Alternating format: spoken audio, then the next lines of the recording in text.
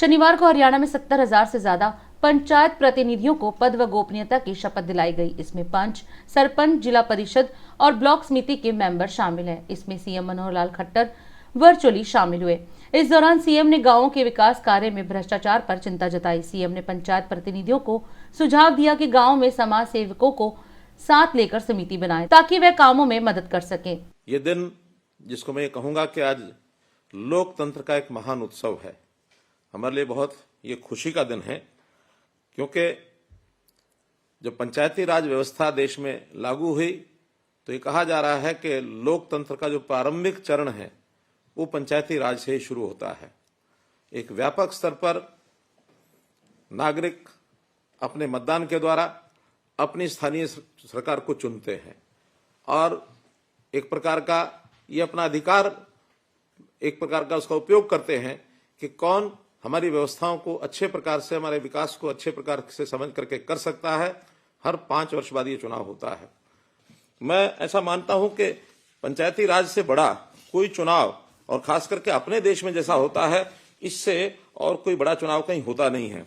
उदाहरण के लिए 2016 के चुनाव के बाद मुझे चीन जाने का मौका मिला और जब मैं चीन में गया तो वहां की सरकारी प्रतिनिधियों से जब बातचीत हुई तो बातचीत डेमोक्रेसी यानी लोकतंत्र पर चली और उन्होंने जब उनको बताया हमने कि 2016 में लगभग 70,000 वार्डों के हमने चुनाव कराए हैं और लाखों लोगों ने भाग लिया है, लगभग 1 करोड़ लोगों ने मतदान किया है, वो एकदम हैरान हुए कि इतना बड़ा कार्य शांतिपूर्वक बिना किसी विघ्न के, किसी बड़ी अलोकप्रिय कोई घटना हो ऐसा भी नहीं हुआ।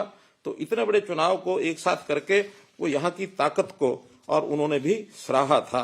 तो मेरा ये कहने का भाव है कि हमारी जो पंचायतों की ये गौरवशाली एक परंपरा, ये आज की नहीं है, ये सदियों पुरानी है, क्योंकि पंचायती तौर पर ही ग्रामीण क्षेत्र उसका जो सहजीवन होता था उसमें बहुत प्रकार के फैसले ये ग्रामीण स्तर पर भी हो जाते थे। तो उसी प्रशासन पद्धति में यानी एक प्रकार से पंचायती जो तंत्र था इसका उल्लेख हमारे ऋग्वेद में भी, अर्थवेद में भी मिलता है। पंचायती राज जो संस्थाएं हैं ये हमारी राष्ट्रीय एकता, अखंडता, सुशासन, इसका एक प्रकार से रक्षा कवच है। तो हम अपनी जो न्यायप्रियता है इसके कारण से हम पंच परमेश्वर नाम भी पंचायतों को हमने दिया है। तो इसलिए एक बहुत महत्वपूर्ण ये विषय है। मैं इसको गांव की सरकार मानता हूं।